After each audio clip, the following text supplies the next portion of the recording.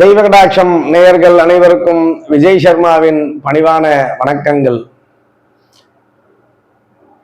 லக்ஷ்மி நாராயணம் தேவம் லலனாயுத விக்கிரகம் ஆஸ்ரிதா பீட்டதாத்தாரம் ஆஸ்ரயாமோ வயம் சதா.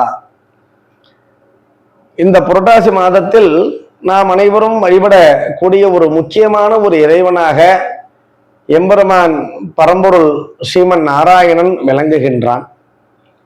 இதில் நாராயணன் என்று கூறுகின்றீர்களே, சில இடங்களில் நாம் நாராயணன் என்று பார்க்கின்றோம், லக்ஷ்மி நாராயணன் என்று பார்க்கின்றோம், நரசிம்மர் என்று பார்க்கின்றோம், லக்ஷ்மி நரசிம்மர் என்று பார்க்கின்றோம், ஹயக்ரீவர் என்று பார்க்கின்றோம், லக்ஷ்மி ஹயக்ரீவர் என்று பார்க்கின்றோம். ஆக நாராயணன் தனியாக இருந்தால் என்ன பலன், அம்பிகையாம் மகாலட்சுமியுடன் சேர்த்து இருந்தால் என்ன பலன்? சாஸ்திரங்கள் கூறுகின்றன, நாராயணன் மட்டும் தனியாக இருந்து எந்த விதமான ஒரு செயலையும் புரிதல் என்பது முடியாத ஒரு செயல். அதனால்தான் நாராயணன் வைணவ சம்பிரதாயத்தில் தீர்மானமாக கூற வேண்டும் என்றால், ஒரு பெருமாள் ஆலயம் செல்கின்றோமேயானால் முதலில் நாம் சென்று தரிசிக்க வேண்டியது அம்பிகையாம் மகாலட்சுமி தாயாரினை.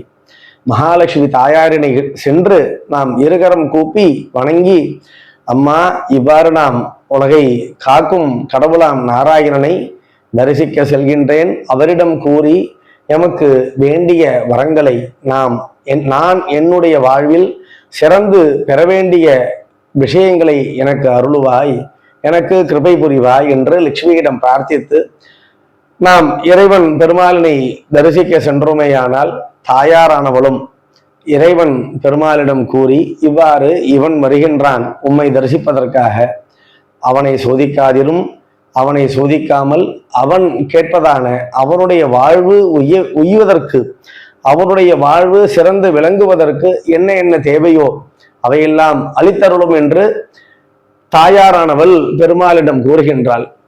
நமக்கு நன்றாக தெரியும், சம்பிரதாயத்தில் தாயாரின் கிருபை பெற்றால், தாயாரின் உத்தரவினை பெற்றால் இறைவனும் பெருமாளும் அனைத்து விதமான விஷயங்களையும் அவனை அண்டை தொழவரும் பக்தனிற்கு அருளுவான் என்பது.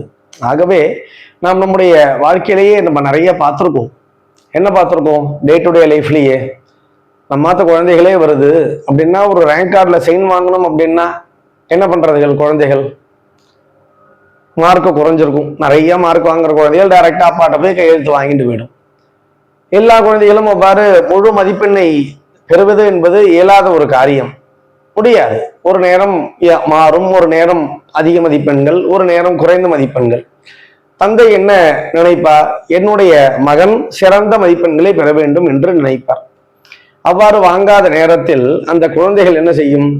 அம்மாவிடம் பேசி எப்படியாவது அப்பாவிடம் கையெழுத்து வாங்கி கொடுத்து விடு என்று கொடுத்து விட்டு உறங்க சென்று விடும். காலை எழுந்து பார்த்ததேயானால் அப்பாவினுடைய கையெழுத்து அந்த ரேங்க் கார்டில் இருக்கும். எவ்வாறு முடிந்தது? டைரக்டாக அந்த குழந்தையானது அப்பாவினை அணுகி இருந்தால் நிச்சயமாக வசைபாடி இருப்பார், அந்த தண்டனை கொடுத்திருப்பார் அந்த தந்தை. இதேதான், வெறும் நாராயணனை நாம் டைரக்டாக வழிபட்டோமேயானால் நாம் செய்த எத்தனையோ தீய வினைகள், மனிதனாக பிறந்து விட்டோம், நல்வினை தீவினை இரண்டையும் புரிந்துதான் செய்துதான் வாழ வேண்டும் நம்முடைய வாழ்க்கை. அதில் சாஸ்திரம் எந்த விதமான ஒரு சந்தேகமும் படவில்லை. ஆகவே அந்த தீவினைகளை மட்டும் கண்டு பெருமாளானவர் நம்மை தண்டித்திருப்பார். இதே அன்னையினை, மகாலட்சுமியினை, அவளை முன்னிட்டு கொண்டு, வைஷ்ணவ சம்பிரதாயத்தில் புருஷகாரமாக வைத்துக் கொண்டு என்பார்கள், அவளை முன்னிட்டு கொண்டு அவளிடம் பிரார்த்தித்து, அம்மா நான் இருக்கேன், எனக்கு இதெல்லாம் வேணும், எனக்கு வேணுங்கிறதெல்லாம் அப்பாட்ட கேட்டு வாங்கி கொடு என்பதான பிரார்த்தனைகளை வைத்து நாம் சென்றோமேயானால், அங்கு போன உடனேயே பெருமாள் தாயார் கூறிவிட்டால், உனக்கு அனைத்தும் நாம் அளித்தோம், கவலைப்படாதே போ என்று அருளி தீர்த்தமும் சடாரியும் நமக்கு கொடுத்து அனுப்புவார் என்று சம்பிரதாயத்தில் கூறுவார்கள். அதனால்தான் வெறும் நாராயணனை காட்டிலும் லக்ஷ்மி நாராயணனாக விளங்கக்கூடிய பெருமாளே ஏற்றம் என்பது நம்முடைய வைணவ சித்தாந்தம், நம்முடைய சனாதனமான ஹிந்து தர்மத்தின் அழகு என்பதை கூறி லக்ஷ்மி நாராயணரை வழிபடுவோம், அனைத்து அருளினையும் பெறுவோம். நன்றிகள், வணக்கம்.